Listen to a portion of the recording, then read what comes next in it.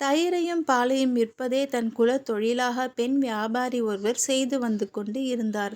அவர் தினமும் வியாபாரத்திற்கு செல்வதற்கு முன்பாக ஒரு கிண்ணத்தில் தயிரை ஊற்றி அதை சிவபெருமானுக்கு அர்ப்பணித்து விட்ட பின்புதான் அவ்வியாபாரத்திற்கே செல்லுவார்.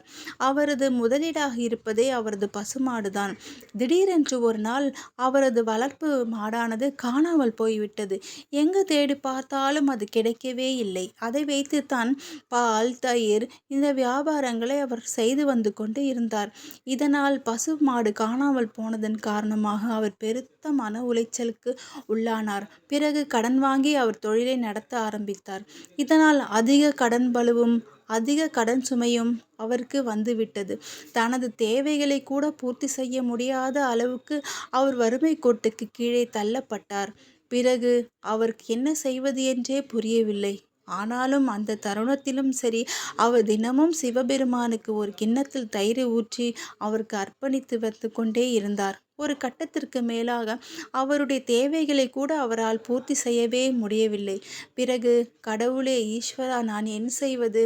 உனக்கு ஒரு தயிரை கூட வாங்கி வைத்து உனக்கு அர்ப்பணித்து வழிபாடு செய்யக்கூட என்னால் முடியவே இல்லை. இனிமேல் இந்த உயிர் எனக்கு எதற்கப்பா என்று சொல்லிவிட்டு நேராக ஒரு குளத்தை நோக்கி சென்று தன் உயிரை மாய்த்து கொள்ளலாம் என்று போகின்றார். பக்தியா பணமா என்று வந்தால், சிவபெருமானே, நான் பக்தியான உன்னைதானப்பா தேர்ந்தெடுப்பேன் என்று சொல்லிவிட்டு அந்த குளத்தில் மூழ்கலாம் என்று மூழ்வதற்காக செல்லுகின்றார்.